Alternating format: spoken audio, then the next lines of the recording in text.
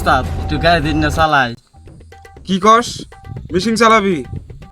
দিন না একটু মেশিন চালাই, খালি না নাই চালাই দেখি আঙ্গু তো একটু একটু শিখুন না গো। একবার কইছি না তোর মেশিন চালাবার দেন যাব না, আমার যেমন টাইম অবশ্যই দিমনি। তুই হেল্পার না, হেল্পার মতন থাকবি কিন্তু। কি কইলেন? হেল্পার না? ও তাই?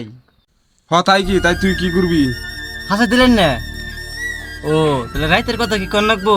তুই কি আমার হুমকি দাস? কে রাতের কথা কি কস তুই আবুল তাবুল?